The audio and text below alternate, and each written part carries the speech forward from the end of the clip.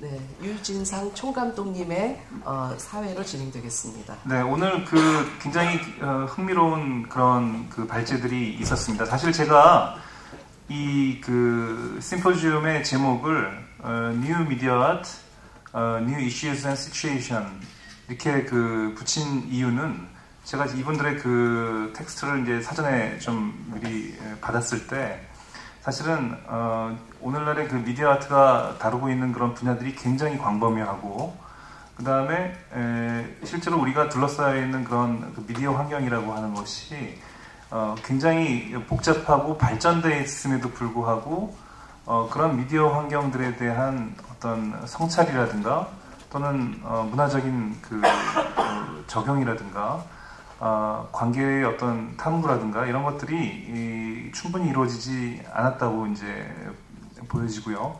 또 한편으로는 그것을 어떤 창조적인 그런 활동들과 연관시켰을 때 굉장히 오늘날 같이 도구화되고 굉장히 목적지향적인 그런 세계에서 미디어라고 하는 것의 중요성에도 불구하고 굉장히 많은 문제점들이 있구나라는 것을 갖다가 이제 깨닫게 됐습니다. 특히 최근에 우리가 경험했던 것처럼 한국에서는 이런 미디어 환경을 통해서 어떤 정치적인 또는 사회적인 변화들이 급격하게 일어났고 최근에 선거라든지 또는 어떤 미디어를 통한 어떤 정치적인 소통이라든지 이런 것들을 봤을 때도 굉장히 예전에 비해서 심각하고 본질적인 그런 문제들이 제기되고 있는 것을 볼 수가 있습니다.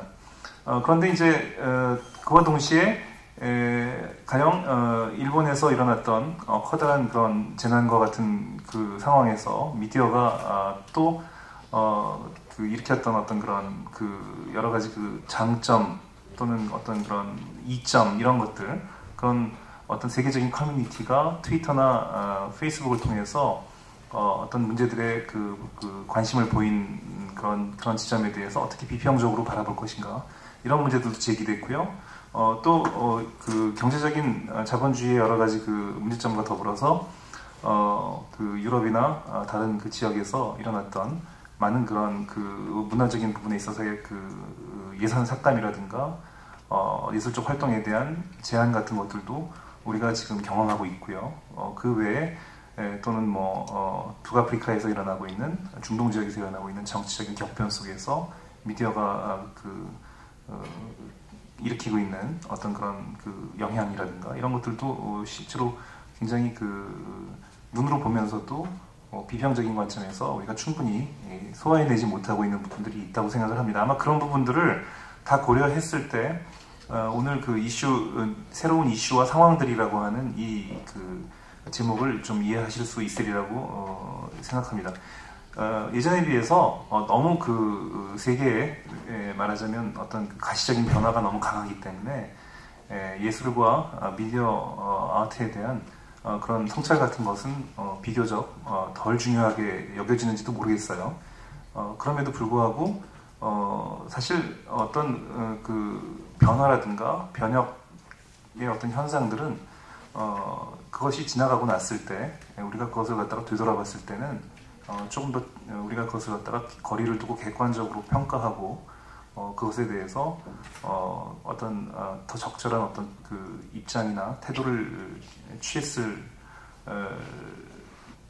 취한 것이 더 낫지 않았을까 하는 아마 이제 그런 생각도 하게 될 거라고 생각합니다. 그래서 오늘 발제하신 그런 스피커들의 그런 이야기들이 굉장히 소중했고요.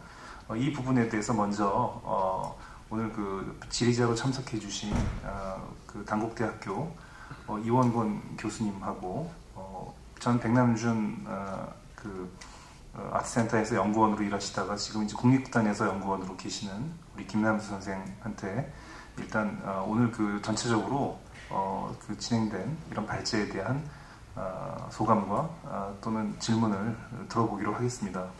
그 뒤에 각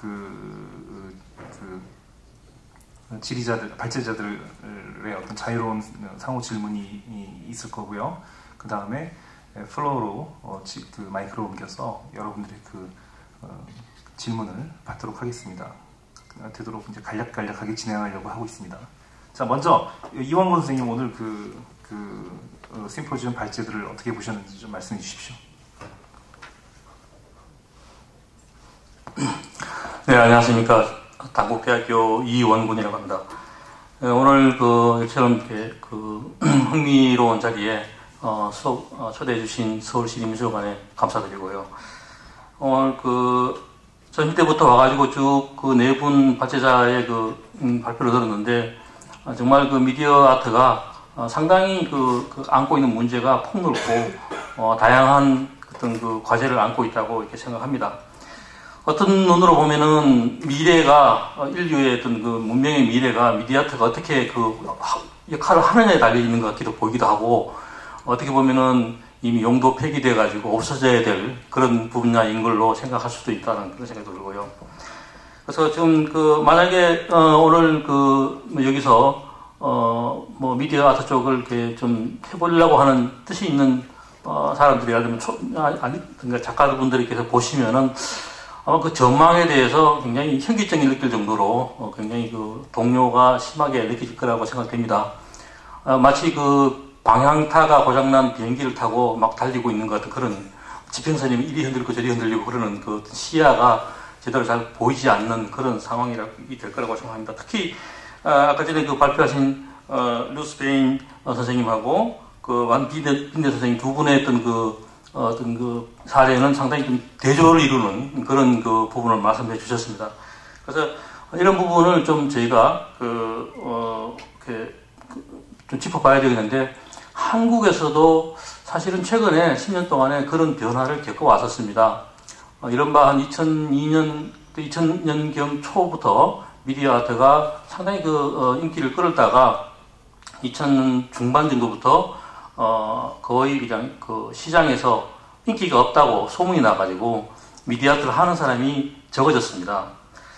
그래서 제가 이 부분에 대해서 마침 며칠 전에 월간 잡지에 글을 쓴 게 있었는데, 그때 제가 이걸 이렇게 표현했습니다. 미술관은 원래 미디어 아트하고 이게 잘 맞지 않는 어색한 동거를 하고 있는 건데, 미술관의 문제가 미디어 아트를 자신의 양자로 받아들이게 됐다. 그래서 이미 그래서 마침 미술 시장의 상황을 보니까 이게 자신의 친자식이 아니라 양자라는 사실이 여기서 드러나 버렸다. 그래서 이게 이제 다시 미술관 미디어 아트의 문제를 재조명해야 될 상황에 된 거 아니냐라고 이런 이제 시각을 제가 발표한 적이 있었습니다. 우리나라에서 보더라도 최근 90년대, 2000년대에 미디어 아트의 전시장에서 나왔던 문제들이 거의 빠른 속도로 이렇게 산업화돼가지고 산업자본과 연결돼가지고 어떤 도시의 어떤 환경이라든가 어떤 큰 이벤트의 어떤 퍼포먼스라든가 이런 쪽으로 이렇게 빨리 이렇게 만들어져 버렸습니다. 그래서 실제로는 그런 대규모 자본과 연결되어 있는 어떤 스펙타클한 어떤 조경물하고, 그리고 우리 손에 쥐어 있는 스마트폰보다도 미디어 아트가 오히려 더 좀 작아 보이고 어떤 이렇게 혁신성이 이렇게 좁아져 보인, 그렇게 보인 점이 있습니다. 이렇게 볼 때, 어떤 면에서 볼 때는 이 미디어 아트라는 게 사실 앞으로 그렇게 미래의 어떤 문화를 개척하는데 어떤 역할이 그렇게 이제 없지 않는가라고 보는 사람도 있을 거라고 생각되고요. 하지만 여전히 저는 고장난 방향타를 가지고 달리고 있는 이 비행기가 절대로 추락할 거라고 생각하지 않습니다. 왜냐하면은 항상 어떤 어떤 새로운 상황에 처해 있는 인간적인 문제, 또는 좀 더 나아가서 지구 전체의 문제를 철학적으로 사색하는 그런 분야의 정신적 활동이 필요한 것이고, 그것이 이런 미디어 아트를 통해서 가능한 것이라고 생각됩니다. 근데 사실은 제가 지금 여기서 의문을 가지는 것은 이것이 이제 미술관 안에서 해야 될 것인지 아니면 미술관 바깥에서 해야 될 것인지 이 부분입니다. 미술관 안에서 할 거라면은 미술이라고 하는 어떤 틀 속에서 어떤 지금까지의 논리를 이어가는 방향에서 계속해 나가야 될 것이고, 그렇지 않다면은 미술관을 떠나서 문화산업 또는 교육 소프트 제작, 기술 R&D 이런 분야로 뛰어드는 것이 미디어 아트라고 생각됩니다. 마침 이제 서울시립미술관에서 이 미디어아트 비엔날레를 할 때 앞으로 이게 새로운 상황이 벌어진 거라고 생각되고요. 지금 제 마지막으로 그 발표하신 두 분께는 이런 문제에 대해서 어떻게 좀 생각을 가지고 계시는지 조금 더 얘기 좀 들어보고 싶습니다. 그리고 좀 더 이제 뭐 이야기 발표한 순서로 보면 거꾸로 지금 가고 있는데요. 앞서 그 발표하신 두 분의 그 내용을 들으면 자꾸 이제 미디엄이라는 단어가 생각났습니다. 그래서 뭐 저 시카타 유키코 선생님께서 말씀하신 이제 센싱, 비센싱이나 폴라 M 같은 그런 그 프로젝트에서는 실제 눈에 보이지 않는 자연의 이면을 시각적으로 보이게 하는 이런 방법을 통해 가지고 그것을 공유하는 이런 이제 그 문화가 만들어졌음을 이렇게 볼 수 있고요. 이런 것들이 이제 계속 예전에는 과학과 과학기술과 미술이 시각적 가시화를 통해서 서로 통합된다는 그런 전망을 1980년대에 나온 적이 있었습니다만은 이런 식으로 실제로 그 눈에 보이지 않던 사실들을 자꾸 끄집어내가지고 공유하고 서로 커뮤니케이션 할 수 있는 수단으로 삼음으로써 어떤 인문학과 기술과 미술과 이런 그 철학들이 서로 연결돼서 사유할 수 있는 기반이 마련되는 것이 아닌가 생각됩니다. 지금 치카타 선생님께서 말씀하신 그 연결된 자아 또는 정보 생태계의 문제에서 이런 생태계라는 말을 갖다 우리가 끼올려 본다면은 자연에 있어서는 진화의 과정에서 어떤 관계 맺기에 실패한 그런 요소들은 자연에서 그냥 용도 폐기돼서 처분해서 없어지죠. 유일하게 관계 맺기에 성공하고 새로운 어떤 진화에 성공한 개체만이 살아남아서 다음 세대로 남기게 되는데요. 지금 우리가 여기서 시도하는 것은 아까 그 선생님께서 마지막에 인용하신 가타리의 말 중에서 고립되고 침체되고 관계 맺기에 실패한 개체, 특별히 특이점들을 연결하는 그런 작업이라고 말씀하셨는데 사실 이런 식으로 인해가지고 지금까지는 그 자연의 생태계에서는 거의 소멸됐을 법한 그런 요소조차도 새로운 관계 맺기에 성공해가지고 이 관계가 진화의 폭발이라고 해야 되나요? 기하급수적으로 늘어날 것이라고 생각됩니다. 그래서 사실은 이것도 어떻게 보면은 자연스러운 일은 아니라고 생각되고요. 자기 조직화가 가능한 기회 또 환경과 장을 만드는 것이 미디어 아트의 새로운 사명이라 그러면 이런 자기 조직화를 통해서 나온 수없이 많은 새로운 관계, 새로운 어떤 그런 정보 시스템이 어떻게 하면은 서로 같이 이렇게 남을 수 있겠는가. 근데 그거를 또 이제 컨트롤하는 보이지 않는 또 생태계가 위에서 작용할 것이 아닌가라는 생각이 들어서 이런 점에서 제가 좀 어떻게 생각하시는지 좀 여쭤보고 싶습니다. 그리고 처음에 말씀하신 그 마크 트비에더 선생님께서 촉각을 이제 말씀 많이 하셨는데요.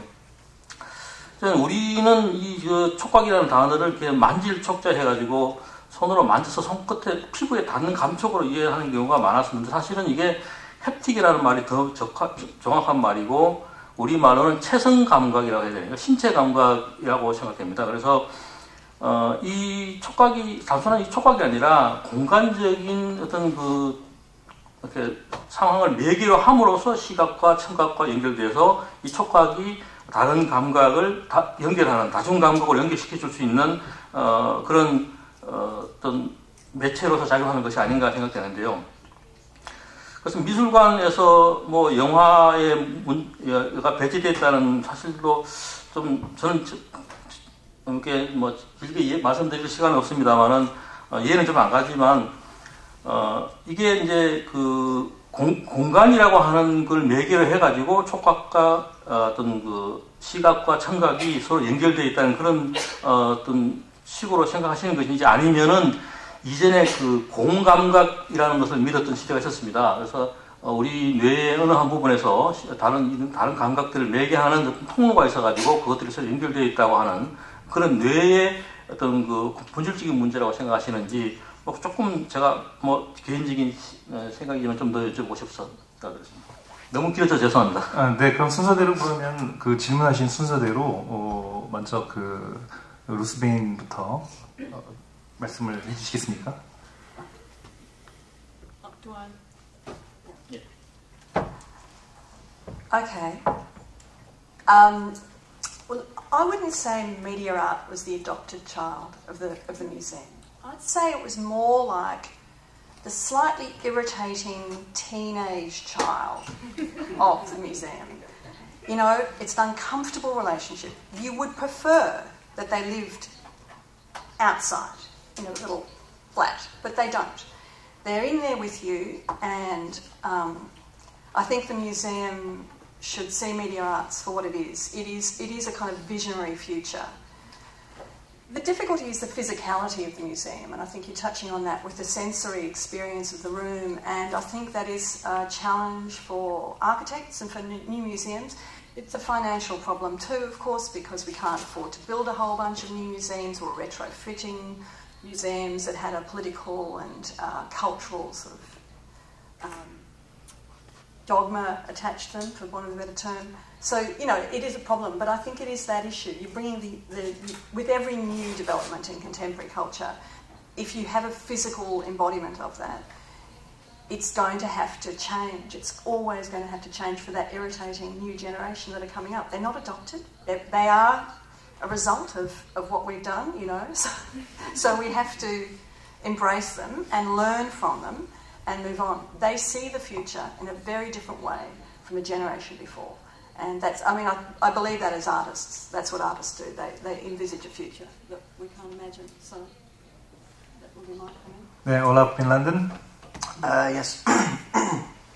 I think our relationship with museums basically has been always our mission. The acceptance of media art was part of this mission, and we actually pretty well succeeded in there. Because they are collecting it, and now they're coming back to us with questions on how to conserve it. They don't have the knowledge to do the conservation of media art. So that, looking at the business model for the future, that could be an interesting one. But that's less of a tool for presentation. It will become more like a knowledge institute, something like that. Museums are collecting a lot of media art, and I think a lot of festivals and biennials around the world are integrating media art in their programs.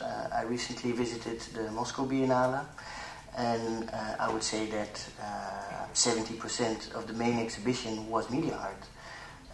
The difference is that they don't claim it to be media art, or they don't name it as media art. It's just art in general, and I think that's a little bit the future of art anyway. It's fully transdisciplinary. If it's on a stage or in a white cube or in a black box, or there's media arts everywhere, not only in the visual arts also.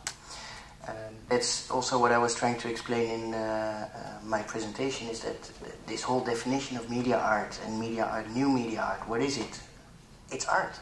That's it. And the method of how we produce this art is with computers and with digital technology. There are not a lot of architects building or designing a building with a pencil, or graphic designers really using a pen, for example, or photographers. It's all digital processes. So the whole production of art became quite digital, and even on a conservation level. There's quite a lot of digital processes. Does that answer your question? Could I just add one thing to that? Could I just add one thing to that? I agree with what you're saying, is we want it to be part of the museum. The problem always is getting what you want, is that in being embraced by the museum, do we lose our edge? Do we get subsumed by this big institutional machine that kind of blands out the peaks and troughs of contemporary art? That's the thing that worries me. Oh, have I lost me? Yeah, and I think Mark might have touched on that a bit about architecture. We did. So that's in our case, or in my case, I run a museum in Amsterdam, showcasing media art, 100% media art. And maybe that's the problem. that we should not focus on just strictly this form of art, but to go a little bit wider and to also showcase and program performing arts, for example. I think sound and image goes really well together also. Okay, now the answer is for Yoshikata-san. Making the thing visible is one of the way to see the world. Then by visualizing something, and we have to imagine there are plenty of things that were not visualized. So we can just start to imagine something by partly visualizing that. This is an important issue, I think. Important issue. And on the failure, what is the failure? I think these days the world is getting very much complex. So each notion cannot be easily understood or shared by many kind of people. So we have to investigate a new notion at each time. But there is no way, no one meaning for any notions. Then what is failure? This is a question. Maybe we know that failure, that we lost something, or like we just had some accident. But there are many small failure, but maybe it cannot be say it's failure. So this is also the question. What is failure? Like Twitter, I just read the book by Hiroki Azuma, so he also explained about the possibility of Twitter, because you can just follow whatever you want. So it means you can make your own world, very closed circuit, what you like. But there is some retweet function. So somebody will retweet the person that I follow might retweet somebody's tweet. So I can get make some very sudden encounter of the totally different kind of information. So it's there are two ways in Twitter, for example. So that's an interesting situation. We cannot. There is no one world at each media or at each tool, maybe. Or so we can start to think, to see the world based on this kind of complexity. And I want to say what is failure and what is success. This is a question, but also how to make the failure success. Maybe I don't like to use success also, it's what is success. But if you have a good senses to find to face the failure, to discover something from that, and turn it to the time to success, or you enjoy the failure. This is very important. And I can say, like the notion of serendipity. This is the sense that you can find out the unexpected things, some just by chance. But you can be lucky. But not only you are lucky, but you should have a good sense of discovering something very precious for you, or for society, or for the people. 네, 질문이 잘 되셨는지 모르겠는데요. 대답이 잘 되셨는지 모르겠는데요. 네, 그 다음에 막 골로드의 그 대답을 들어보시겠습니다. Okay, thank you. Before I come to the answer of the question that I was addressed, I wanted to add to my four speakers, specifically to Olaf. And I think one of the things that you, made clear, and I think that is for future discussions really important, maybe the question of erasing the new media discussion and the new media art discussion and the art discussion. Specifically maybe the new as the main problem in the definition of new media art, because also I'm referring to Boris Greuß, there's nothing older than the request for the new. That is one of the things that I found very striking in the argument. But furthermore, when you were speaking about the dynamics of collecting from the museum side, I was a little surprised because I still have the feeling that there is still an issue from certain museums to collect media art, and that is not new media art, that starts with film. And one of the reasons for them not to collect is actually, as you said, because they have to think about conservation and future expenses that they would have to do in terms of technology that they would have to invest. I mean, the museum in Karlsruhe runs this whole department on Jurassic media, where they spend tons of money to conserve or find video players from 1960, open reel video players, which is hardly to get. There's almost no chance, and which is one of the things that really keeps the dynamic. And also I totally agree that there's a new generation coming in terms of collectors, younger collectors that are open to this medium and say, I grew up with these images, so they are, of course, naturally, if I collect art, if I think about art, these are absolutely necessary in my own environment of collections, and that's not the case. But I'm really a little shy to be that euphoric about the MoMA bringing up the newest CD-ROM collections that have been produced worldwide. There's a certain shyness that I think they prefer to spend 1.7 billion on another Walter de Maria or... I think that's an important question you're raising right now, because for most of the museum have video collections, and indeed the discipline becomes very quickly, it's very volatile. Within a couple of years it becomes already obsolete because there is a new kind of technology available. Television, CD-ROMs, this laptop doesn't have a CD-ROM anymore, so that's already moving into a new direction. The thing is, what most museums find very difficult, when they buy a painting, they really have this painting, and they put it in the refrigerator and do the conservation for it. But for media art, it's very difficult because you can duplicate it. At least video you can duplicate. But let me give you an example of a famous Dutch museum based in Rotterdam. It's called Boijmans van Beuningen. They bought a piece from Olafur Eliasson. And basically this piece is styrofoam, wood, maybe 2 Mac Minis in there, and some water. So the actual cost of this piece is maybe 2,000 euros. So what are they buying is the first question. And basically they're buying a certificate and a plan how to build this installation.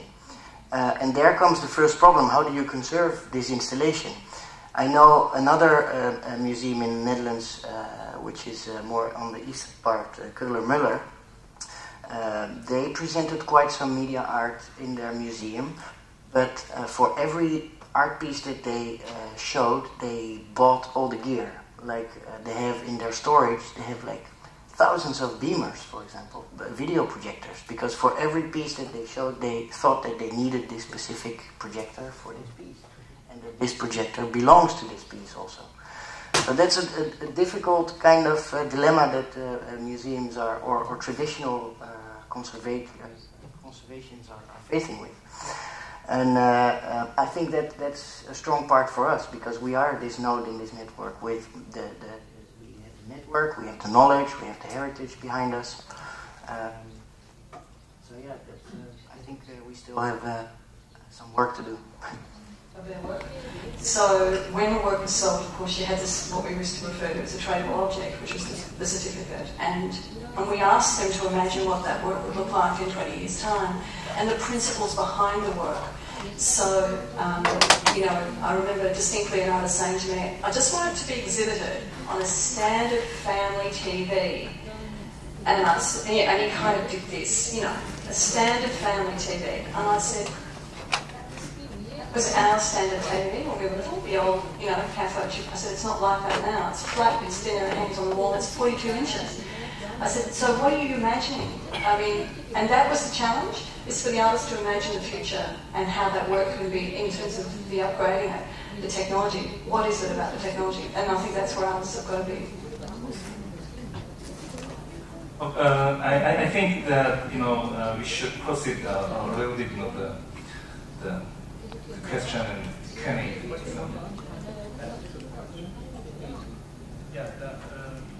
Can you please add? Did you? No. Okay.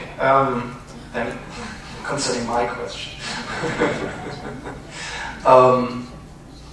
maybe it traces back to the question of the adopted child or not adopted child, because like me coming from a background working with film majorly and having a film scholar background, the question of the adopted child has been raised with film, of course, over the last 20 years intensely in the museum as well. And for me, it was in the beginning, it was not just like the neglected child, it was the unwanted child, and all of a sudden it was embraced again, like the museum as the new space where film finally could find its ultimate goal and fulfill its full potential, which was quite irritating. And also, as I said, like, you know, I was quite critical of Boris Kreuz, like saying something like that and by that ignoring certain experimental film dynamics that had been done over, like, you know, 80 years basically. But what was important for me was that in the dynamics of talking, in which spaces are these works shown, and like, you know, didn't matter to me if it was a cut animation, if it was a 16mm film. It was a question of how these images all of a sudden could be, like, you know, get into a kind of discussion, or could be discussed under different circumstances. Like, almost like I felt like becoming into a laboratory, and not just a laboratory for the images, but a laboratory for my own perception apparatus. So what I meant was like seeing these images, and specifically I felt this, the more new images I saw, like the new animated digital images, was how my perception apparatus had to deal with it, and discovering something that is actually, like, you know, had been detected by Benjamin when he saw the first films and was relating to this, saying, like, you know, our eyes are touching the image in a certain way. And remembering that was something that helped me quite a lot to think about, like, what is maybe important in terms of how we deal with images in certain spaces. So understanding the museum as a certain tool that we can use. Not only the museum, the cinema as well, and if we want to expand it also in terms of how new media images flood our, like, public spaces. If we go outside, we are constantly, like, you know, invaded by digital images.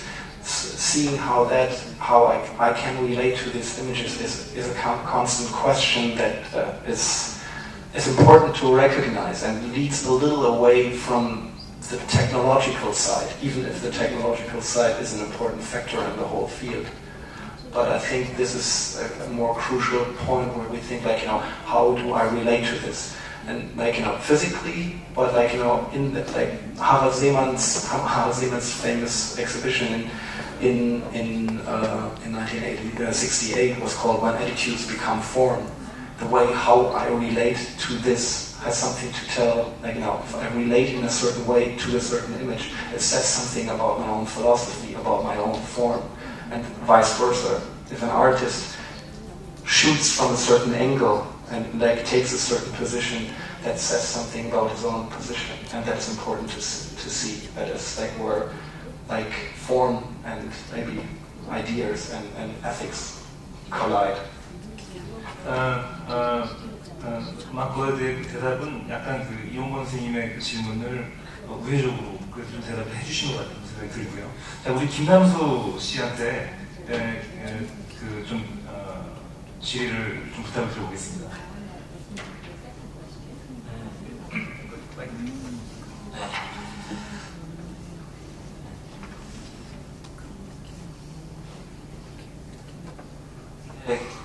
굉장히 평평한 세계에 살고 있다가 이렇게 만나서 이야기를 나누면 어느새 울퉁불퉁한 세계로 바뀌는 걸 경험하게 되는데요. 매우 그게 흥미로운 것 같습니다. 백남준 선생님이 그 사람의 인연이라는 것은 지하수와 같다고, 그래서 서둘거나 채집하지 말고 기다려야 된다, 그런 말씀을 하셨어요. 그래서 저는 계속 기다렸죠. 네. 뉴미디어 아트의 시간관에 대해서 질문을 좀 드리고 싶습니다. 지금 이제 말씀을 쭉 들으니까 미래에 대해서 굉장히 개방적이고 또 새로운 것을 받아들인다. 그 개방은 회로라는 것이 매우 중요한데요. 다만 그 시간적인 차원이 미래로 너무 편향되어 있는 게 아닌가. 아까 이제 그 루스레인 씨가 익스페리멘탈 유토피아 나우 매우 좋긴 한데 또한 너무 그 기술 발전 속도 그리고 그 매체가 가지고 있는 특성에 이렇게 좀 편성하거나 아니면 그 순응하는 그래서 딜레마적인 상황이 이렇게 출현한다. 그게 이제 생각이 났습니다. 왜냐면 그 거울나라 앨리스에 보면 그 붉은 여왕 있죠. 레드 퀸이 나타나서 앨리스한테 충고를 해주죠. 지금 이 자리에 가만히 있으려면 2배의 속도를 뛰어야 되고 여기서 다른 곳으로 가고 싶으면 4배의 속도를 뛰어야 된다고요. 마치 주어진 무슨 아이폰 애플리케이션을 가지고 뭔가를 하려고 할 때 동시에 모든 사람들이 그와 같은 가속을 하기 때문에 되지 이렇게 특출한 무엇이 나오지 않는 게 아닌가 해서 이제 드리는 말씀이고요. 아까 마크 그레드 씨가 그 아파르투스하고 디스포지티브 얘기를 하셨는데 그 아담벤이 쓴 책에 그런 얘기가 나오죠. 지금이라고 하는 또는 동시대라고 하는 이 순간은 결국 아직 아닌 not yet과 already gone 이미 지나가는 것 사이에 존재하는 작은 틈새에 불과하다고. 즉 그 얘기와 더불어서 근대라고 하는 모더니티라고 하는 것도 근미래와 고대적인 사유가 결합되어 있는 비밀 협약에 불과하다. 즉 과거의 시간을 어떤 식으로 재건축하는가 이 문제가 모던 예술에서 굉장히 중요한 것이다 라는 얘기를 하고 있습니다. 즉 뒤상에 땅 도네라는 유적을 보면 그게 왜 그런 고대적인 또 중세적인 동굴 공간에서 가스통을 들고 있는가 매우 암시적인데요. 그게 꼭 뭐 다른 예술뿐만 아니고 뉴미디어 아트에서 따져봐야 되는 질문인 것 같아요. 네, 그 질문을 루스레인 씨하고 마크 그레드 씨한테 드리겠습니다. 네, 또 하나는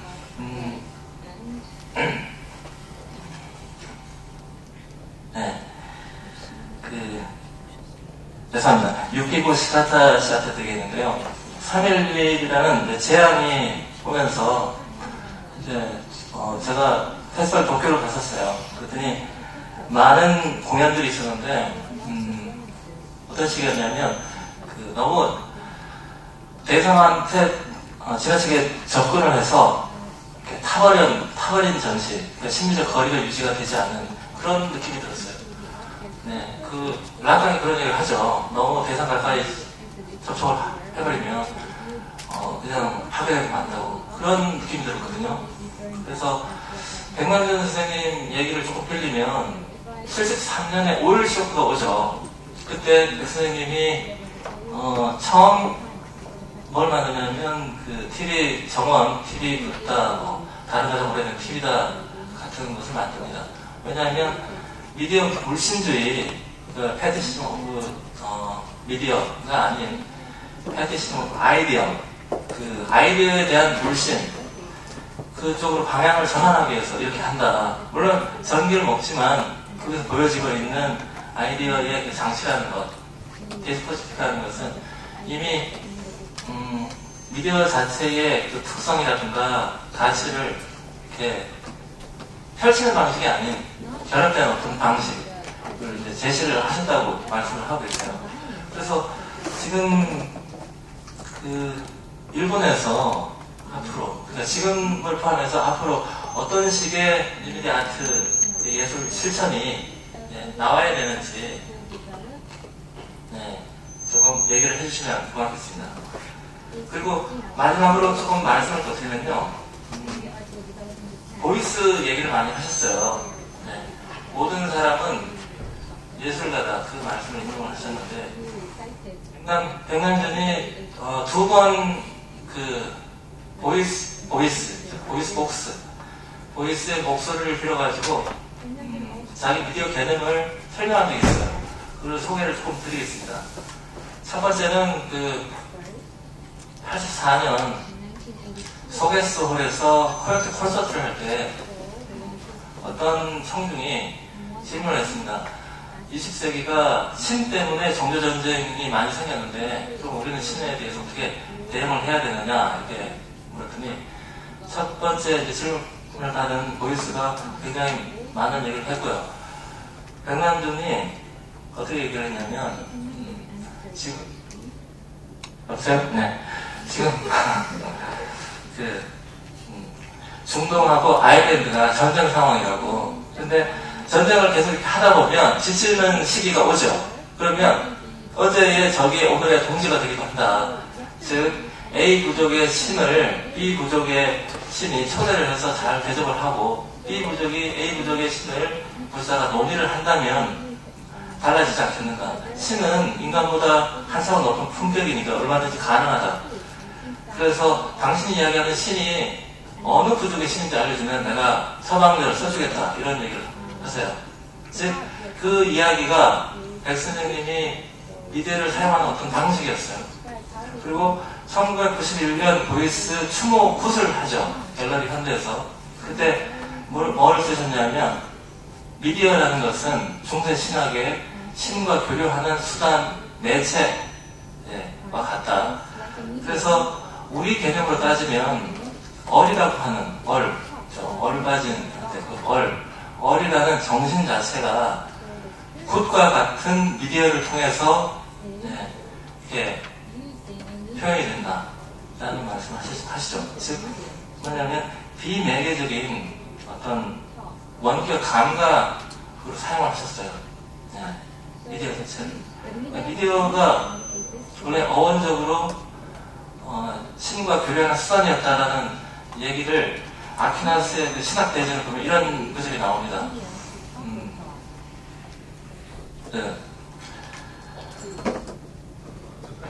네.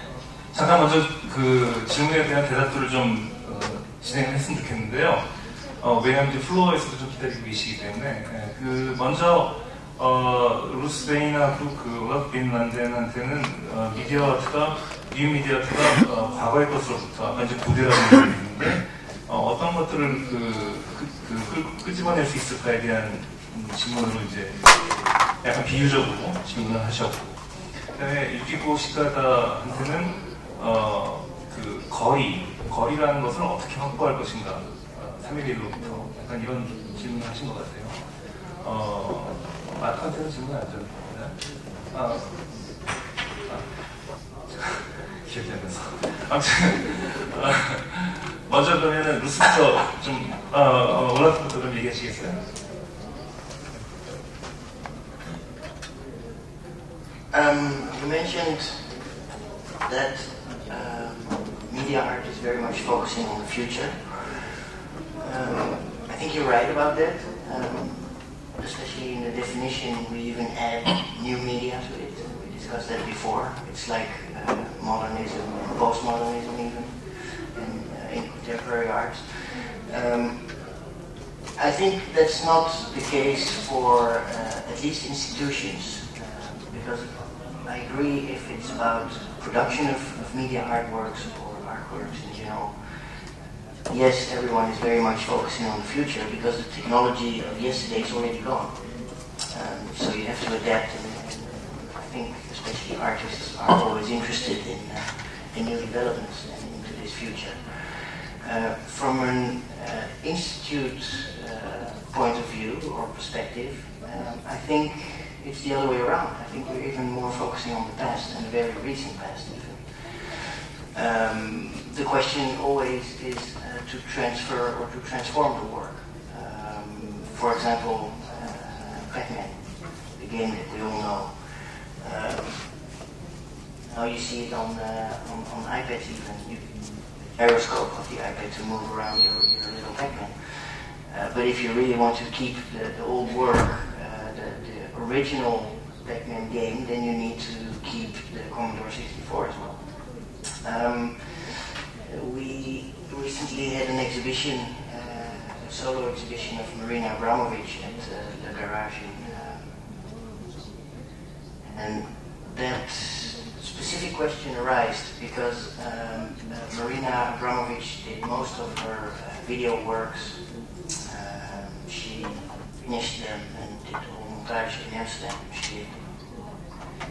And she shipped all her video material to the curator in Moscow, and she said, I want to have it as possible.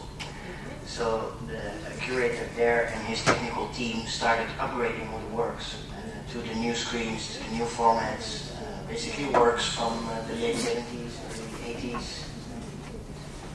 were now showcased on very nice and fancy screens, but completely distorted because they wanted to make quality. So we flew in our conservator from Amsterdam to basically hack to the old format. So the role between the future and the past, I would say we live in the present, in now, and but both ways. And indeed not only the future, but something that we can still remember because it's yesterday and not 100 years ago. Lucy? Yes, I just agree with what Mark's saying. I think he's probably in a really unique position to be able to manage it. Because I think he does see that thing with wants everything to be as new as it can look or as good as it can look, but then dealing with the new technologies. I think one of the things also in a collecting institution, apropos artists looking to the future, I don't know if they're always looking to the future, but I think the thing is when we see them, you know, they make work, and then by the time, you know, and we're looking at it in a gallery, you know, there's a lag time, and I think that we almost see what they're making as some kind of future picture. And so I think there's a lag for a community to catch up with artists in the way they're interpreting the world around them. And I think, as you say, they're looking backward and looking forward. And for institutions, though, that's a different ballgame because they're going, oh God, you know, this child of ours has created this kind of thing, and we've got to somehow look after it. What are we going to do? We don't have the skills to look after it. So they are then trying to make sense of it for the future. But sometimes you get media work that's quite nostalgic, you know. So I don't know if it's always looking to the future. Sometimes it's using the tropes of older work. You know, I saw a show recently in Melbourne where an artist had kind of meticulously recreated the feeling of a slideshow with the kind of the sound, everything. It was really odd. And I kind of felt he was cheating in a way with this new technology. But so there is this kind of weird relationship with nostalgia and technology too, isn't it? For sure. I think that I tried to explain that in my presentation earlier as well. The production process with technology is default. So that's everyone uses it. There's nothing new about it anymore, and sometimes inspired by 16th century but they use a different production process, and they're calling it media. Okay, now Vicky Kushpeta. There are many kind of reactions, but it was very unexpected situation and very urgent and very emergency. So we had not time to think sometimes. So we were actually in the middle of the phenomenon, and in a changing situation, and we have many information sources, but we couldn't actually really reach with it too. So in such a situation, of course, each artist has each way of react, but at least they started to think. It's not only the art, but they have to think more from their physical existence. So it's not only the art, but from their body, or with their memory, and with their community, they have to think something, and how art can contribute to this situation. This was very strong, I think. But at least I want to say the two things, like in the middle of the phenomenon, but you also start to think, so kind of feedback situation started. And there are some immediate reaction. I also included some examples that came out at early May in a publication, so please have a look. But it will take longer sometimes, so there might be many ways of expression, but it will take some time for some people, of 10 years maybe. So we cannot say, but something might was changed totally, and we will be continued to investigate, so it's never ending, I think. 저도 사실은 질문을 들으면서 사실은 이제 일본에서 지금 현재 일어나고 있는 여러 가지 그 창작들 속에서 아직은 이제 그런 표현 같은 것들이 충분히 나올 수 있는 그런 시간들이 경과가 다 되지는 않았다는 생각도 들고 누구든지 어떤 사람이든지 이제 그런 경험들을 하면서 그런 과정들을 충분히 겪어야만 또 되는 거 아닌가라는 생각도 좀 듭니다. 아까 제가 그 마크 클로드한테 어떤 질문을 했는지 잘 지금 정리를 못했는데 머릿속에서 다시 한번 확인을 해주시겠습니까? 네, 간단하게 좀. 네.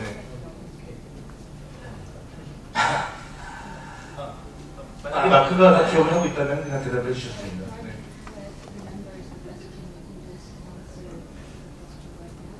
As far as I remember, it was about Plato's cave. Again. The never-ending story of Plato's cave and new media.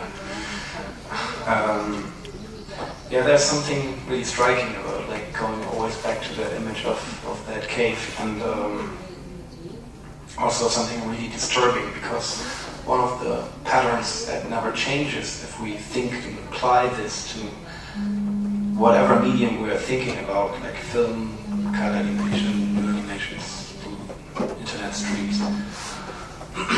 One of the things that never changes is the passiveness, the passive momentum of the observer, and that is the thing that I really think is the most disturbing thing for me personally in this image. And that is something that is rarely addressed, because we might feel at a certain point encouraged by critics to question the apparatus of the cave and see, like, let's look into the sun, let's figure out what is the light that shines behind that wall and which like produces all that fantastic shadows that we see and the images that we can perceive. Maybe it's time to turn the view and look actually at the shadows that we have on an everyday basis and start to get active and get deeper into that cave.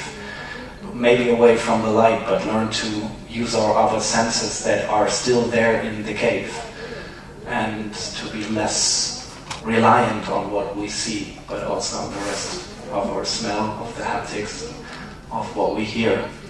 And that I feel actually as a very encouraging momentum and thinking about new media. Digging way deeper into this cave and getting away from the moment that we are always focusing on, maybe the sun or whatever, who's ever burning that fire behind that wall. 재밌는 기회를 주셨습니다. 네. 질문을 잠깐만 유키코 Can I just add, because I just finished one on starting from the cave, and also the shadow, and also the projection, the notion projection in the contemporary time. So I thought it's we can also start to the cave episode of Cave by Plato. But at the time, we live in an age with more multi-reflections. We have not only mirror, but also we have we don't have only the mirror or but we have a half mirror or like some blind screens or filters or so many kind of materials. And when we put to put the light on it, there are also many kind of lights. And there are the physical room, space, size installation, and people's movement perceptions, making the light and shadow relationship totally, endlessly variety.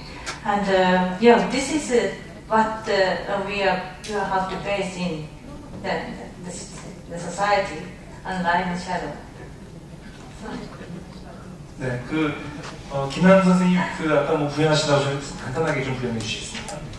그 질문이 조금 오래된 것 같아서요. 새로운 미디어가 나올 때마다 기존에 있는 미디어가 이렇게 밀어내기가 되죠. 그러면 새로운 미디어가 나왔을 때 폐기와 성장 과정이 연속적으로 일어나게 되는데, 물론 그 사이에서 뭐 재매기라는 것도 있겠지만 어쨌든 그 미디어에 대한 물씬주의가 굉장히 깊어질 수밖에 없을 것 같아요. 그래서 그 점에 관해서 어떤 생각을 말씀드리냐면 symmetric thinking, 즉 대칭성의 사고에 관해서 말씀을 드린 건데 그게 조금 오래된 것 같습니다. 왜냐하면 그 아간벤이 예를 들고 있는 건 패션이에요. 지금 유행하고 있는 의상이 있죠. 어떤 스타일이 있죠. 이미 그것이 지배적인 스타일이 됐을 때는 이미 그 최신의 스타일은 아니라는 거죠. 이미 그것이 이루어졌다는.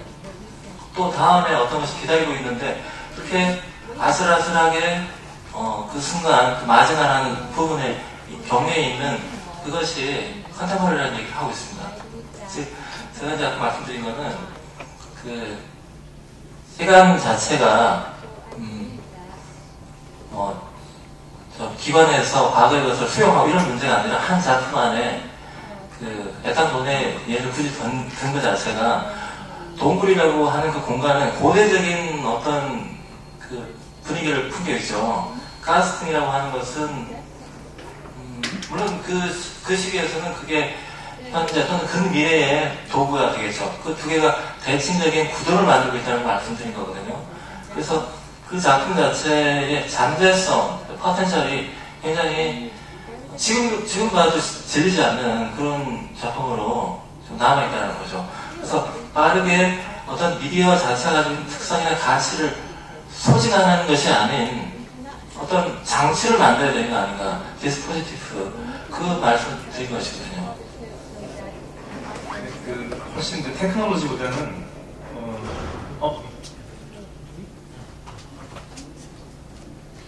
Okay.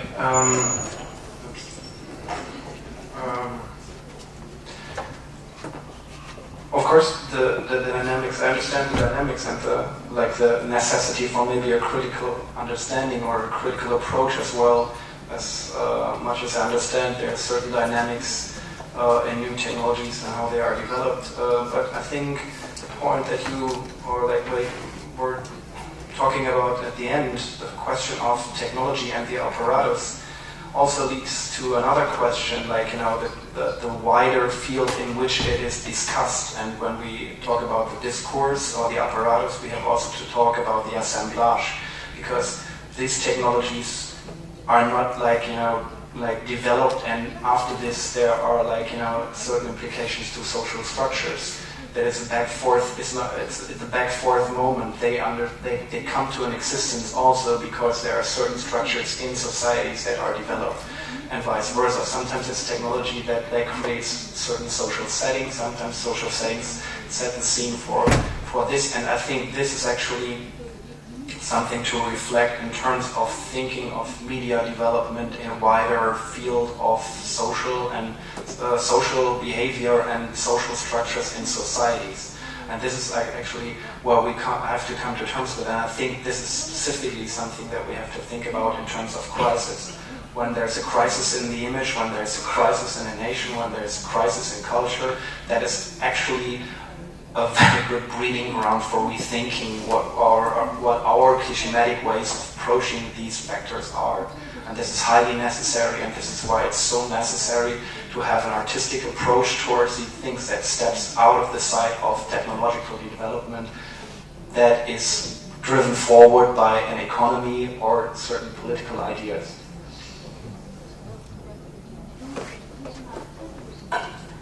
Technology was also based by the modernism or modern-based societal system. So always the time was linear at the time. But now we start to live in not only one linear time, but we have each person or each animal has a different kind of time scale, and also we can have different kind of loss of time by using the different kind of media. So when we think about the technology, of course there are some obstacles things, but we can also start to rediscover existing technology. Also, dismembering by combining the existing one, different kind of media from different kind of time, we can make a new kind of interpretation. This is very important. We have many kind of media or technology, and we can just appreciate what we have done and we have now. Then we can make a new kind of connection, the combinations. So it's a matter of combination art combinatory. 우리가 지금 굉장히 흥미로운 그런 이슈들에 대해서 각 스피커들의 그런 질문과 대답을 들어봤는데요. 사실 이제 시간상으로도 그렇고 플로어에서 질문을 하고 싶으신 분들한테 마이크를 좀 돌려야 될 때가 된 것 같아요. 그래서 오늘 이 심포지움에 사실은 굉장히 중요한 주역이 여러분 청중들이시니까 청중들께서는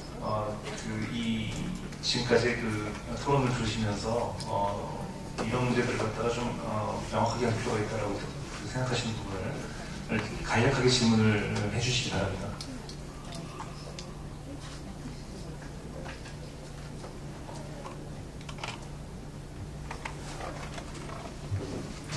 간단하게 자기소개를 해주시겠어요? 네, 안녕하세요. 저는 미디어 아티스트이기도 하고 미디어 교육을 하고 있는 김다주라고 하고요. 지금 한국미디어대학원 아티스트입니다. 오늘 좋으신 말씀 잘 들었고요. 오늘 심포지엄의 주제가 New Issues and Situations라고 해서 뉴미디어 아트와 관련된 여러 가지 상황들에 대해서 많은 관심을 가지고 듣고 있는 상황이고 또 많은 이슈들을 해주신 것 같아요. 근데 제가 좀 관심을 가지고 있는 거는 어떤 미디엄이든 미디엄의 스페시픽한 어떤 띠들이 함께 노출되고 있거든요. 다시 말하면 이제 우리가 필름이라는 것이 처음 등장했을 때 필름 미디어가 가진 어떤 미학적인 것들이 계속 노출해 나오듯이 뉴미디어 아트, 오늘날 21세기 뉴미디어 아트는 또 그러한 미디엄의 특징 때문에 그런 띠들이 많이 노출해 나오고 그런 것들은 사실 오늘 저희들이 이제 이야기를 깊이 하진 않았지만 이런 가변적인 적임이나 이런 여러 가지 것들을 이제 이야기를 하고 있는데 그런 이슈들은 사실 몇십 년 된 이슈들인 것 같아요. 근데 제가 좀 듣고 싶은 건 이제 전 세계적으로 미디어 아트의 전문가로서 활동을 하시면서 오늘날에 정말 2011년 버전의 그런 새로운 어떤 미디어 아트에서의 어떤 미디어 베이스된 필름이라는 것이 어떤 게 있을까? 그러니까 예를 들면 이제 10년 전만 해도 포스트 휴머니즘이나 아니면은 미디어 자체의 상호 작용성을 대신 인터랙티비티 때문에 많이 했었고요. 관계, 기업에 대한 그런 새로운 시각 이런 이야기를 많이 이야기했던 아이기 때문에 사실 그런 거 듣고 싶지 않고 정말 2011년도 버전의 어떤 이슈라고 하는 것을 꼬집어 말씀하시고 싶으신 어떤 게 있는지 이머징한 이슈에 대해서 어느 분한테 질문하고 싶으신지 좀 지정해 주시겠어요? 실질적으로 뮤지엄을 운영하고 계신 웬단 선생님하고 루비 선생님한테 듣고 싶습니다. 루스 베인 선생님.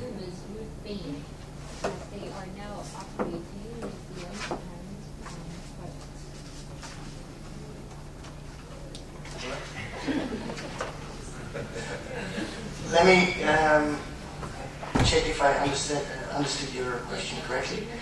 You meaning the latest developments or the latest issues? Problems? 게임이라고 생각하고요. 우리가 아트를 하는 데 있어서 어떤 보편적인 자기 셀프 익스프레션을 떠나가지고 그것을 떠나서 어떤 미디어 베이스된 게임이라는 것들이 존재해 왔던 것 같아요. 가령 예를 들면 이제 우리가 디지털 테크놀로지를 활용함에 있어서 그러니까 밝혀질 수밖에 없는 것들이 인바디먼트, 이런 이슈들, 바디 문제들, 인공지능이나 이런 것들을 통해 가지고 올 수 있는 그런 또 다른 이슈들이 같이 이기되어 왔던 것 같은데, 그리고 이제 환경의 문제나 이제 비정보나 이런 것들을 통해서 우리 다시 인식하는 그런 인간의 존재에 대한 그런 것들이 있었는데, 또 과연 세계적으로 봤을 때 오늘날의 어떤 것인지 정말 궁금할 수밖에 없어요.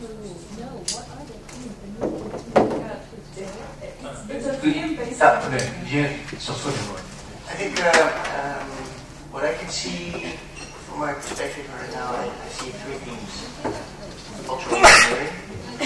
cultural engineering, urban development. I really like what's our role in the city, because population in the world is moving to cities right now,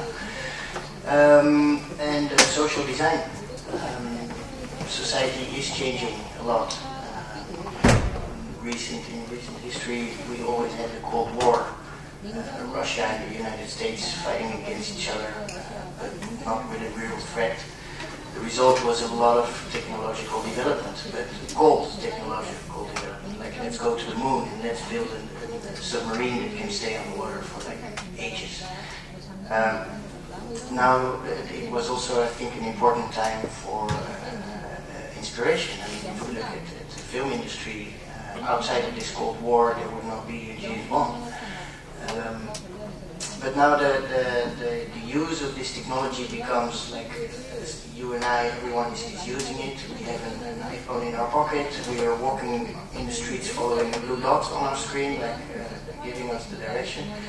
It's becoming something that we always have with us, and now we're going to different directions of how we're going to use it, reflect it on cities, and it's going also outside of its own discipline. Architects are using a lot of media in their design process. The biotechnology industry, in the medical world, even in fashion, the smart textiles and everything. So it's moving to another field, and that's also the problem that we have, because it's going outside of the art environment, where you have a clear, the art environment functions outside of the question and the demand model, the big models. But it is becoming a technology that everyone is using and that everyone is interested in. I mean, the augmented reality, for example. Who is doing the best augmented reality projects? That's Nike, that's not art institutions. So our policymakers and governments are looking like this and are also forcing in this direction of creative industries and more business models with direct revenues and things like that. So more social topics.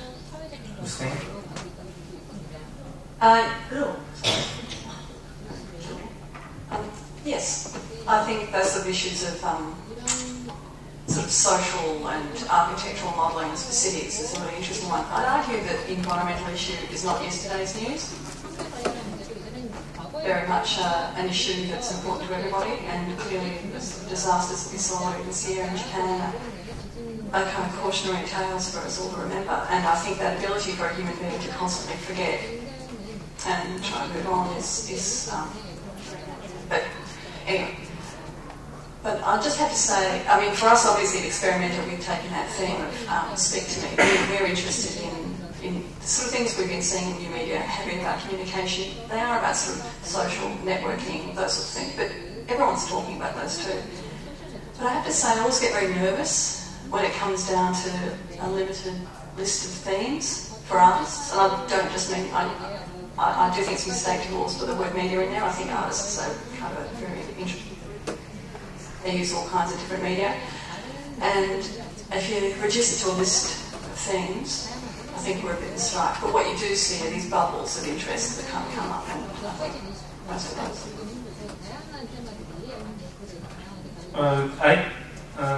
굉장히 흥미로운 질문이라고 생각을 하기 때문에 저는 개인적으로 다른 두 분도 혹시 그런 아까 방금 질문에 좀 대답을 해주실 수 있는지 여쭤보고 싶은데요.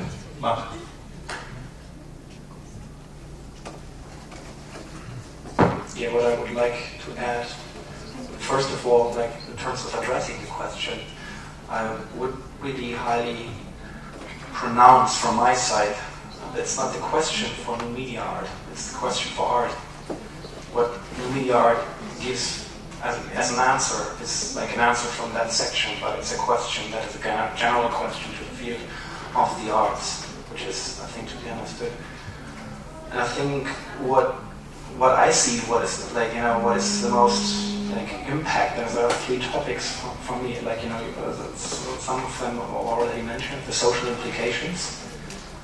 What is the social relevance, and like the social dynamics, and how do they affect, and how can we deal with these questions and create alternatives? The other one is the ecological question, like what is what is about the question of sustainability, and how do we deal with the resources that we have to a certain point. And the last question, and that is the force that is like triggering like almost our whole discussion, the whole evening, without even like we mentioned it, like in terms of complaints. But it's economy. It's pure and simple. Like we get cuts all over the world in terms of like there is no money for culture, so we have to come up with strategies and ideas, and like media has to like solve the problem, and artists have to think about strategies of dealing with these questions as well. Like find forms of communication, be innovative about it, and that is one of the striking things that we need to see, and that produces new forms and new ways of thinking. There are another two topics that I think are quite. There is power. Society is questioning power right now. North Africa, Middle East, but also this kid from Melbourne. He discovers the computer, and later he comes out with WikiLeaks, and now he's in prison. And governments and laws, they don't know how to deal with this freedom of information. And that's also quite an important theme in economics or economics. 한국에서도 같은 일들이 지금 일어나고 있죠. One thing is how people can start to think the world or art from personal perspective. This is one thing for me, maybe interesting, important. And also I'm thinking about the surveillance things. And 10 years ago, the people scared when they saw the camera, CCTV in city, but now it's everywhere. So we can start to think it's also good for protection. We kept watched by somebody, at least a possibility. And also by social media, internet, people want to disclose what they are thinking, what they are eating, what they are doing. So this kind of thing. So each information, like personal information is shared and disclosed, and people can get watched somehow, but they have a new kind of relations. This is a very interesting situation for me. So how people and information, how people and algorithm, how people and machine can be coexisted. This is a very interesting topic for me.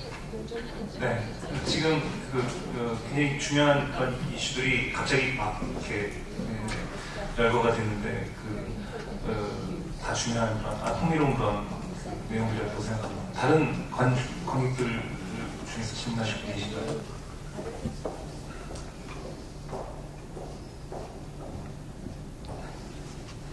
저기 이쪽에 신지 씨.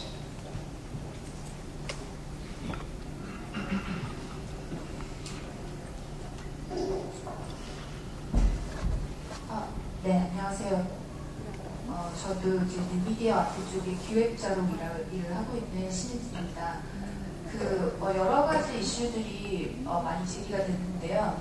그 중에서도 특히 이제 좀 되게 많이 느꼈었던 건지 루스베인의 스플멘타에 관한 기획에 관한 이야기였어요. 그러니까 제가 개인적으로 생각했을 때 지금 되게 온고잉 하고 있는 이슈들은 미디어에 대한 이슈들은 구조물로 간다든지 진화를 한다든지, 그 다음에 인포메이션이나 이제 데이터를 이용한 비주얼라이징이라든지, 가장 이제 제가 개인적으로 생각하기에는 가장 중요한 이슈라고 생각하는 사회적인 책임이라는 그 코드가 있다고 생각을 합니다. 그래서 그렇기 때문에 2010년에 그렇게 이제 아이라이터라는 작품이 전 세계를 기울일 수 있었던 거는 이제 따뜻한 이야기도 있었지만 이제 데이터 쉐어링이라는 그런 또 다른 이슈도 있었잖아요. 근데 그 익스페리멘탈을 기획을 하실 때 주로 이제 커미셔닝을 하고 그 다음에 이제 지역 기반 사람들과 같이 이제 커뮤니케이션이 계속 이제 이루어지고 있는 것 같은데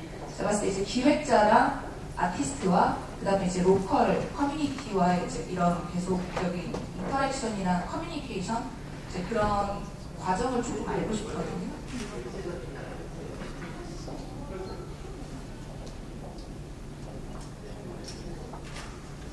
I should probably make it clear that we commission artists. We don't commission. We don't work with the communities directly. Like we will go into communities that we're taking exhibitions to, and then we'll draw from their interests and then tailor our education program to that. If I get your question right, what you're asking is what do we feel our social responsibility is, and what's the social responsibility of the artists that we work with? That's a really interesting area, I think, because I don't know as an institution if we want to impose that on the artists we work with, because sometimes I think artists who, for want of a better term, lack social responsibility, artists who abuse the structures of power, information structures, can sometimes make very interesting works. And I think that that's a real moral dilemma for a viewer, how you deal with that. So I haven't been in that sort of situation yet with Experimenta, but I certainly have in the past when we worked with people who've either downloaded material from the web and have used material they had no right to and have made artworks. And then you have to make, as a curator, you have to make an ethical, sort of moral decision whether to include that work or not.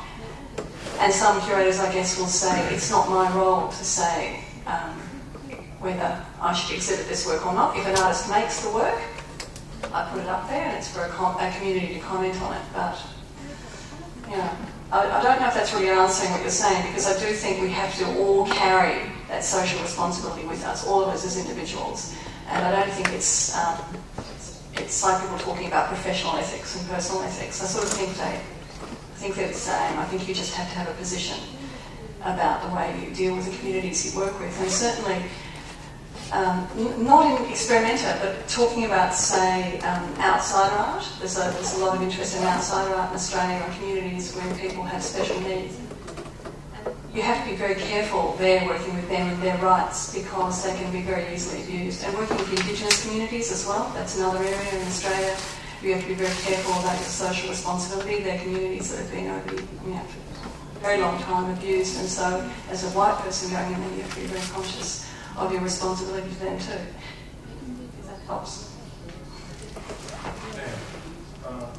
지금 그 질문은 루스베인한테 그 특별히 질문하신 거고요. 또 다른 질문 있으신가요? 네.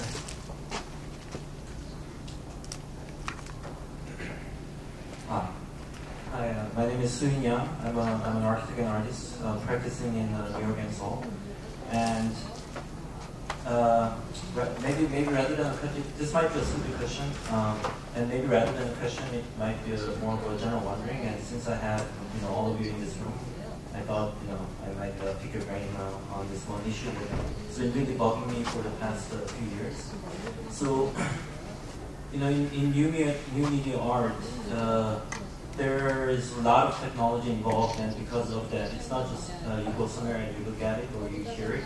You have to sometimes press the button, you have to text message, you have to send SNS or whatnot. You have to do a lot more things as the audience of new media art. And to me, one of the most difficult parts when I complete the work and put my work out there is to make the user manual for the artwork. And I actually personally feel that it's maybe one of the most underrated and underexplored aspects of media art, because all the artists, including me, most of the time, are focused on making and creating the art. You make the experience fun for people, easy to access and whatnot. But there comes a time when you have to make the user manual, whether it's 2 lines or 4 lines or whatnot. And so I've been really interested in how to make that experience also really kind of valuable and at least easy to communicate. So if my mom comes to my exhibition, she needs to know right away how to use it and what to do with it, beyond getting something out of it. And I really feel that I haven't really seen a good example of a good user manual for any new media art from anybody. So I'm just wondering if you have any insights on it or examples. To whom do you want to ask the question? And I think anybody can find it. I think it's not a stupid question, it's a good one actually. You have to think about the context you're presenting in. Are you in public space? Are you in a museum? What kind of museum is it? What kind of audience does it attract? Is it a festival, gallery? Do you want to sell it, or do you want to have your mother enjoying it? I think in general, a good artwork does not need an explanation, or it works on itself, but it's very important what your context is and how you present it. I know some media artists that, for example, they like to observe how their interactive installation is working, and they get very happy when children can play with it and use it, but that's more on the interactive side. But yeah, my answer would be always think about where you present it and to whom. Public in mind.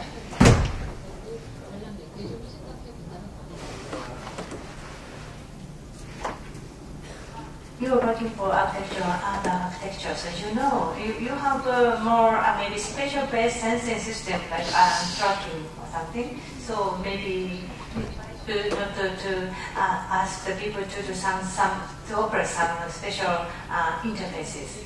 So I think also it's getting more and more easier. There are many sensing systems these days than before. So maybe in the 90s, there are some very stuck and rigid, only working local interfaces. And the interfaces are not so much intelligent. But these days, after interface design and is getting much more friendly and smaller, and it's movable, and also even you don't have to have any interface to operate. So now I think it's getting much more easier.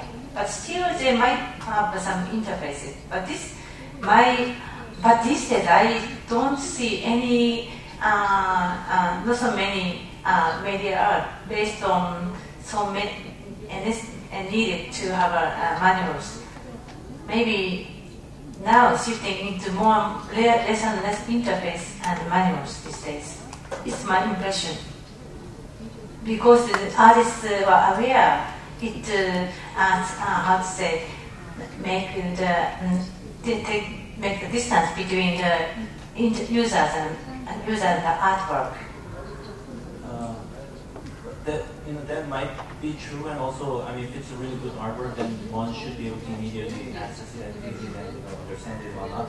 But so I was just having this thought in my mind, and I decided to ask the question because most of you seem to agree that the current issue, one of the most important issues in media art is about society or actual things that can media art actually have an impact on society? Can it present a more positive direction? Then you have to induce participation. And if somebody were to actually participate and make a change, then I think the interaction becomes much more complex, and I think it's beyond the realm of just understanding it. And it's not doing something on iPad, but you need to understand what you're doing and how it's making an impact on the actual issues that you're facing. Then I think then in that kind of work, there's a realm where the user manual is really underexplored and really difficult to establish also. So I guess my question is coming more from that maybe specific kinds of artwork, I would say. Well, one of the things that I would like to say then to this is I think it would be a fantastic critical artwork to combine all these manuals and say something about the difficulties of new media art over the last century. To say that this is something that sums up a key factor that there is also something coming along with technologies that they at a certain point miss communications or like societies in a certain way, and that they need this kind of manuals, and like reflecting on that should be something that is a kind of interesting institutional critique to me. 마지막으로 계시면은 한 분만 더 질문을 받도록 하겠습니다.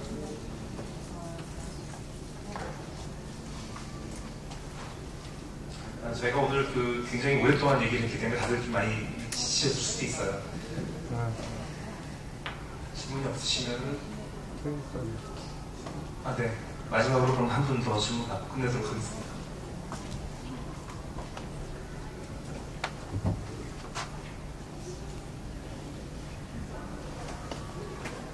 저는 여기 서울시립미술관처럼 서울시 재정으로 운영하고 있는 일지한빛 미디어 갤러리의 운영 대응 맡고 있는 회사에서 미디어 연구소장을 맡고 있는 장면입니다. 조금 기술적인, 시스템적인 질문을 한번 드려볼까 하는데 일단 뉴미디어 아트 이 장르는 비판보다는 튜링머신 이후로 이 경계선을 긋는다고 저는 개인적으로 생각합니다. 그래서 이제 이 아트의 지금 주로 사용하는 기술들이 컴퓨터가 있고 통신이 있습니다. 두 가지 기술을 가지고 우리 현 시대의 정보 혁명의 근간이 되는 두 가지 기술을 가지고 여러 가지 혁명을 하고 저희 전시 공간에서 벌어지는 어떤 이슈가 있어서 앞에 계신 전문가님께 제가 질문을 순수한 들어보고자 합니다.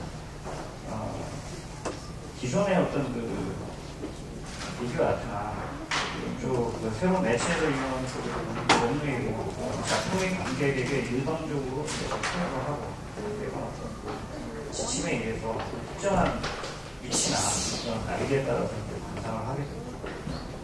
우리 같은 경우는 이제 인터랙션을 내가 제스처를 하거나 나의 어떤 반응이 다시 이제 그 작품의 피드백에 대해서 서로 상호 연관 관계를 가지고 환경을 만들어낼 수 있습니다. 제가 고민하고 있는 부분은 그 이후에 그 전시 공간이 어떤 센서나 이런 다양한 기술을 가지고 이용을 해서 전시 공간이 관객을 이해한 그런 문제가 이렇게 크게 현장으로 대두가 되고 있습니다. 그래서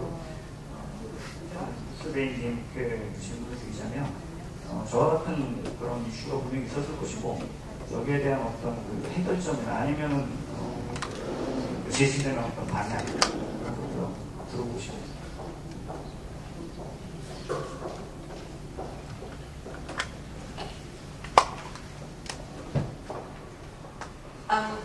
So we would, think about the work we were making. I'm very conscious of the comments Mark made earlier. If we had video work, that we don't have bleed in between the two spaces. It's just people often say it's just an architectural solution. But I think also artists, possibly less so now, but they know they're working for the white space, or maybe the black space of media arts. I come from this contemporary art area. I don't come from media arts. So I think most contemporary artists know they're working for the white box, and that's, I do have a little bit of clash sometimes with that, because I get all these other artists now who are used to working for the black box, and so you're trying to find these spaces that can be kind of contained and a whole lot of things can... Look, you just try to make it work. I don't know how I can be more specific. You just have to work with the artists, and that's why it's quite a long lead time up to the Biennale, that we're constantly architects and designers. If you have an established space, bricks and mortar space that you can't change, I don't know, that's just something that's a challenge, I guess, for any museum, and I think I mentioned that earlier in terms of new media art going into these established museums and how they manage that.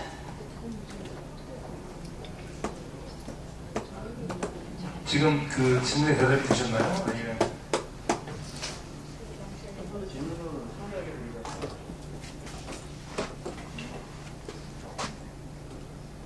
예, 조금 더 질문을 상세하게 드리자면, 제가 말하는 이제 공간이 관객을 이해한다는 측면은 이런 것입니다. 관객의 어떤 그 반응을 다시 능동적으로 시스템이 피드백을 받아서 인프라로서 작용을 하는 겁니다. 예를 들어서 뭐 관객이 어떤 특정한 작품 앞에서의 반응을 얘기하는 것이 아니고 그 전체 전시 공간에 대한 반응을 얘기하는 거죠. 그래서 울거나 울거나 아니면 뭐 노인이 지나가거나 아니면 특정한 국적을 가진 집단이 지나가거나 할 때 능동적으로 그 전시관 전체의 시스템을 반응을 하고 그 자료를 특정 작품에 다시 이제 정보를 보내서 유기적으로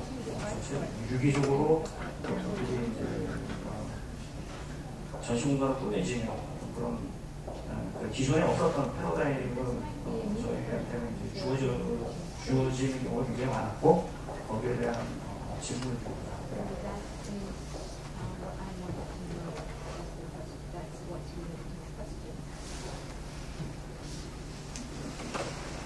I think I've got you now.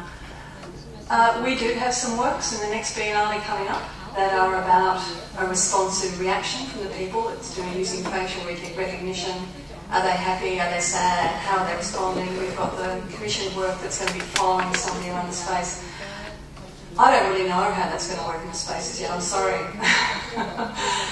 Interestingly, Mona, that's the new museum that's opened up in Tasmania, they have some of you would have seen it, they've got a tracking system where you walk around the museum and you respond. It's not a digital media exhibition at all, it's a traditional museum, but as I say,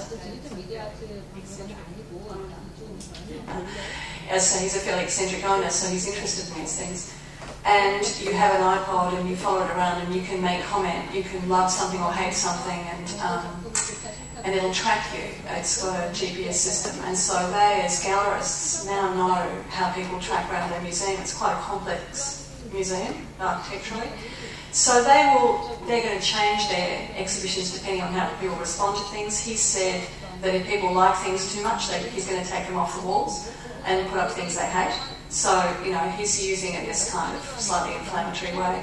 But as for us, in terms of the feedback loop, no, we're really interested to see what that brings with this next show, and what we can do. But we're always changing our spaces. So for us, in a way, it's, I don't know how much relevance it'll have, but because we'll be in a different space next time. 자, 이번에는 좀 자세히 대답도 해주신 것 같습니다. 자, 지금 오늘 이 심포지움에 이제 마무리를 할 때가 된 것 같습니다. 오늘 굉장히 오랫동안 지금 이 발제와 질의 응답을 들어주셨고 토론을 참여해 주셔서 감사드리고요. 지금 이 심포지움은 내년도에 9월에 열릴 미디어시티 2012의 일종의 하나의 준비 과정에서 열린 심포지움입니다. 여기서 오간 많은 이슈와 테마들을 내년 전시에서 반영하게 될 거라고 생각을 하고요. 여러분들의 관심과 참여에 감사드리면서 이 심포지움 마치도록 하겠습니다. 감사합니다.